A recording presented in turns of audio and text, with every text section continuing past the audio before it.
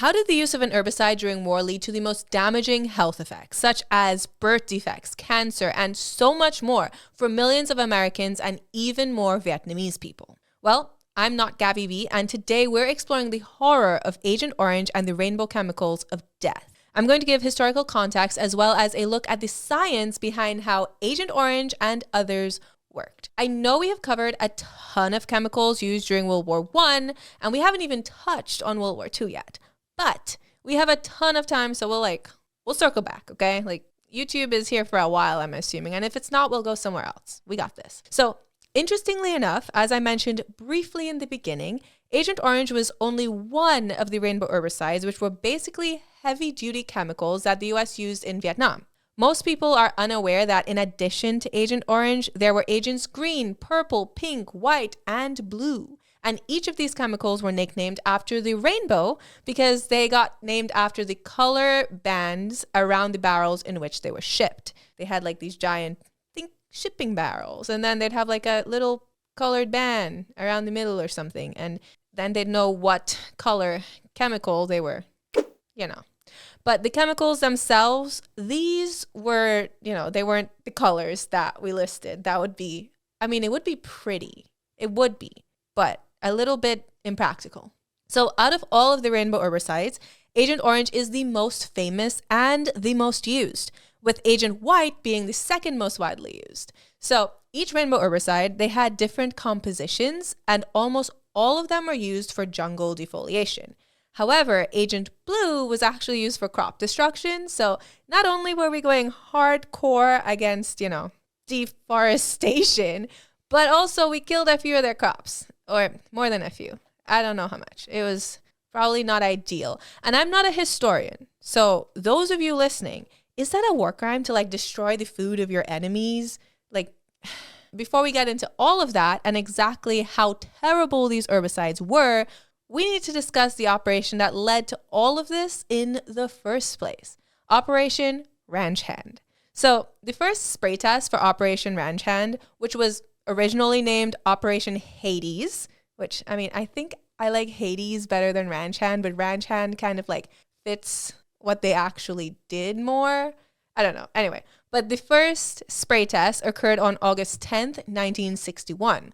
And the actual operation itself took place from 1962 to 1971. So this was a period of 10 years of just this. The U.S. Air Force utilized C-123 cargo planes, which sprayed about 95% of the herbicides. They would send in fighter jets that would shoot down bombs and napalm, and then they would send the sprayers in that would completely douse the area in chemicals. They were thorough. The other 5% of the herbicides were sprayed by the U.S. Chemical Corps from helicopters and trucks, manually. They just, they'd get in there and do some damage.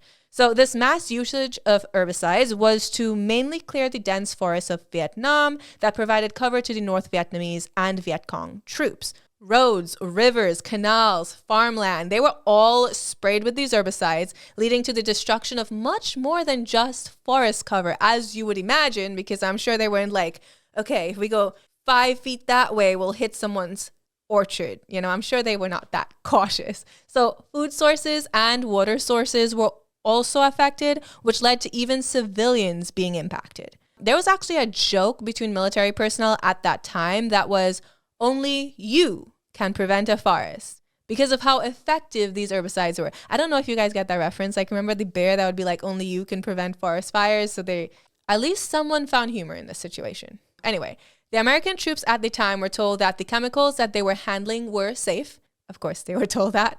And one U.S. Marine named Tom Essler said that they, quote, just blew away the jungle. By the end of the war, over 3.6 million acres had been doused in various rainbow herbicides. According to History.com, during Operation Ranch Hand, around 20 million gallons of Agent Green, Pink, Purple, White, Orange, Orange 2, Orange 3, and Super Orange were sprayed over South Vietnam. Agent Orange itself was a 50-50 mixture of two substances, dichlorophenoxyacetic acid, which is 2,4-D, and 2,4,5-trichlorophenoxyacetic acid, or 2,4,5-T. However, there was a toxic component called dioxin, And this did not degrade easily, and it is what turned out to be incredibly harmful. So harmful, in fact, that its impacts can still be seen today. And I'm going to say allegedly, and you'll see why. Oh boy, you'll see why. So, of course, this brings us to Agent Orange. Agent Orange was a herbicide and defoliant that was used by the US military during the Vietnam War. It was mainly produced by Monsanto and Dow Chemical, and it was used during Operation Ranch Hand during the Vietnam War from 1961 to 1971. I say it was mainly produced by those two, but it was like about 9 companies overall, that were commissioned to produce this. However, even though production of Agent Orange ended in the 70s and it's no longer in use, it still has harmful impacts today. Now, the reason why out of all of the rainbow herbicides, Agent Orange became the most famous is because of the previously mentioned dioxin. Dioxin's chemical name is 2378 tetrachlorodibenzo-paradioxin, or to make it simple, TCDD, which is the most toxic of the dioxins. According to the World Health Organization, the name dioxins is used for the family of polychlorinated dibenzoparadioxins, or PCDDs, and polychlorinated dibenzofurans, PCDFs. There are roughly 419 known dioxin-related compounds, with about 30 of these having the very high levels of toxicity that we're currently discussing. As I said before, we're still seeing the terrible effects of dioxin even today, even though no one has used Agent Orange since the 70s. And that's because dioxin was a very toxic chemical that can remain in the soil for decades. It belongs to a group of dangerous chemicals known as persistent organic pollutants, or POPs, aka the dirty dozen. So not only do these chemicals build up in the soil, but they also tend to build up in our bodies. And just because we're already talking about them, the initial POPs, or dirty dozen, are aldrin, chlordane, DDT, dieldrin, endrin, heptachlor, hexachlorobenzene, mirex, polychlorinated biphenyls, polychlorinated dibenzofurans, dioxins, and toxaphene. So because of growing concern in how badly these pollutants can affect humans, wildlife, and the environment, the US and 90 other countries came together to sign a United Nations treaty to reduce or eliminate the production, use, and release of these contaminants. So this became known as the Stockholm Convention, and since these initial 12 were identified in 2001, a lot more have been added to this list. So basically, dioxin was incredibly bad and had no business being used, but hindsight is 2020. Put simply, as soon as dioxins enter our bodies, they can be stored for a really long time. This is due to their excellent chemical stability and their ability to be absorbed and stored in the fat tissue of our bodies. Once absorbed, they have a half-life of 7 to 11 years. And besties, if you're wondering why we use half-lives instead of full lives like I was freshman year of college, it's because the degradation of substances like medicine aren't typically linear because of how fast it leaves your body is fully dependent on how much there was in you in the first place. So typically the more of something that there is, the quicker it is removed. So basically we use half-lives because we don't need to know how much of something that was absorbed to know an estimate of how long it'll stick around for.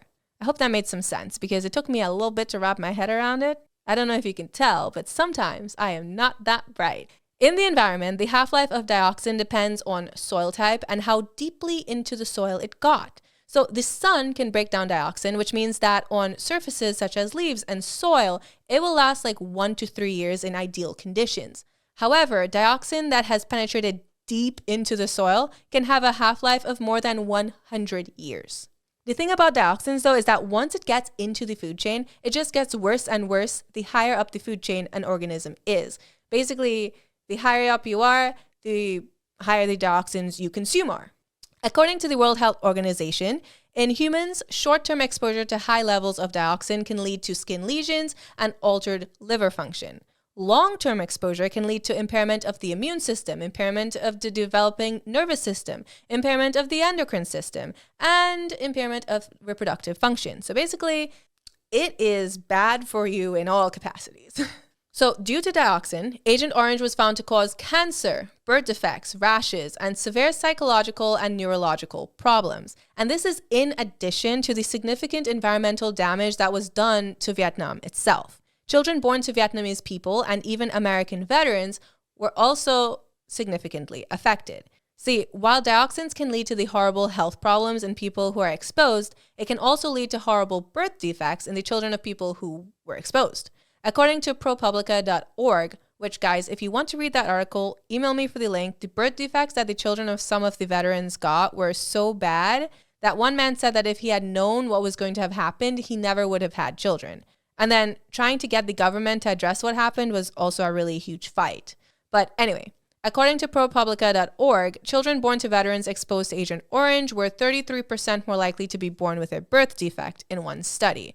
As many veterans unfortunately learned years later, as their children were either born with defects or got diagnosed with very serious illnesses later on in life. So questions about Agent Orange actually started arising when the children of Vietnam veterans started being born with missing limbs, extra limbs, and various other diseases that had never occurred in their families before. The big issue is, though, at the time, the studies that were done usually dismissed an association or found that there really weren't any. Many of these studies were done by the government, though, and that had a vested interest in keeping things under wraps. Eventually, there was a study done that led to the VA paying the children of Vietnam veterans that were born with spina bifida.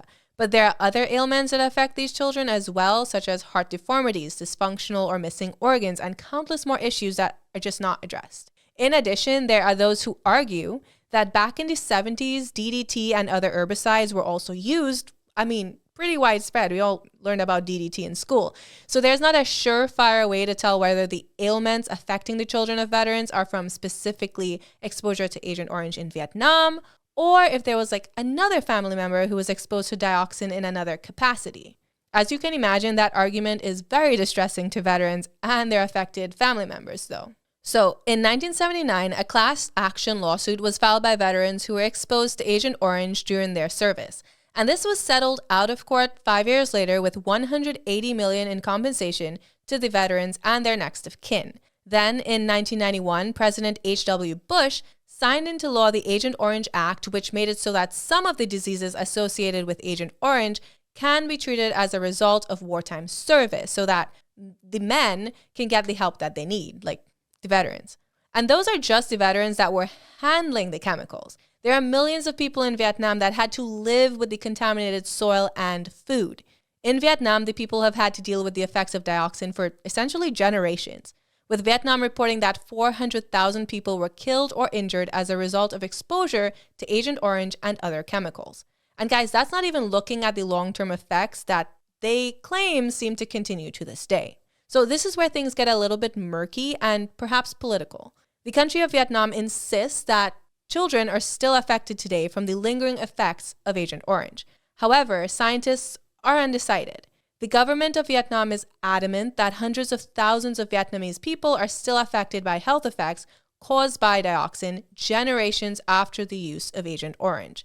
The thing is, even though we mentioned ways in which the US government has acknowledged that there are diseases that veterans may have gotten due to Agent Orange, the US has not really acknowledged the fact that Agent Orange may have harmed the Vietnamese people. And this is because they claim that the Vietnamese government has not provided strong enough data on who was exposed. But I just have to say, if you rain 20 million gallons of a persistent organic pollutant down on 3.6 million acres of a country, I think it's safe to say that there was significant exposure.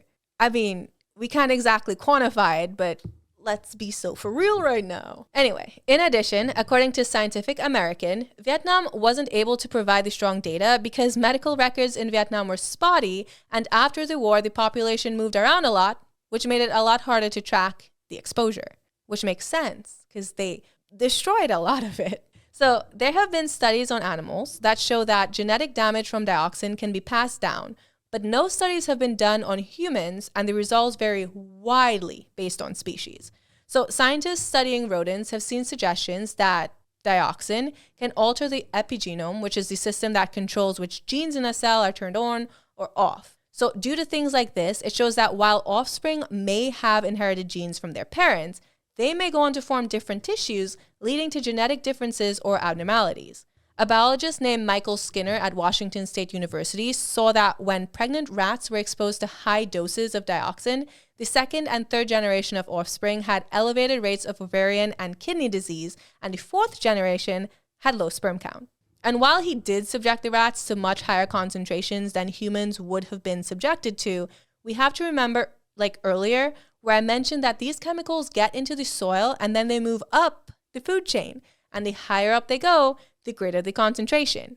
And keep in mind, a lot of the people in a lot of the affected areas consumed a decent amount of like fish.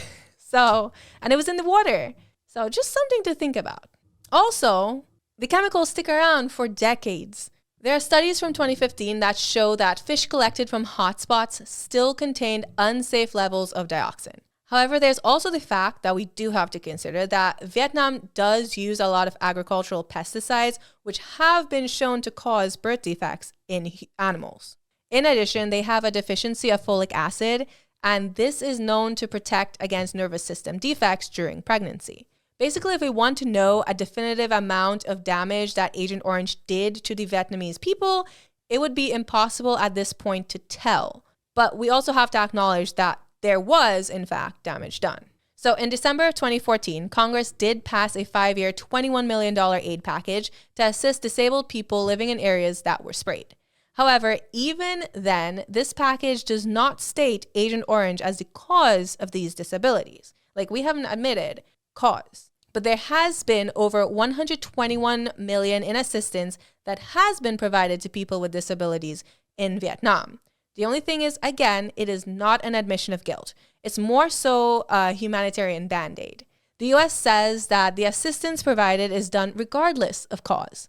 In addition, according to the United States Institute of Peace, the U.S. government has, up until 2022, spent $400 million to address the environmental and health effects of Agent Orange. But most of the emphasis was placed on cleaning up the environmental damages that were caused. There was a $183 million cleanup project that began in 2020 at Bien Hoa, which was the largest Agent Orange hotspot that still remained in Vietnam. In 2019, U.S. aid committed to $65 million in aid to Vietnamese with disabilities in affected areas. So these were named Leahy funds after the Vermont senator that has championed these efforts. There are hopes that more can be done for the people of Vietnam, especially since American veterans have gotten recognition for health effects from Agent Orange. But what else will be done still remains to be seen. And if you're questioning who even produced these chemicals in such large quantities, because it's very obvious that producing large quantities of chemicals would be a significant undertaking. As I mentioned before, 9 chemical companies allegedly produced it, including Dow Chemical Company, Monsanto, and a few others, and they were given this task under the U.S. Defense Production Act of 1950. The production, transport, storage, and use of Agent Orange was exclusive for the military. And that leaves us with, was all of this listed above a war crime? Well, maybe in today's world, it would be classified as a war crime. But as our good friend, the fat electrician, once said, it's never a war crime the first time. And honestly, that's all I have for you guys today. Thank you so much for watching, listening. However you consumed this media, thank you so much for consuming it. And let me know what else you'd like to see. Until next time, bye guys.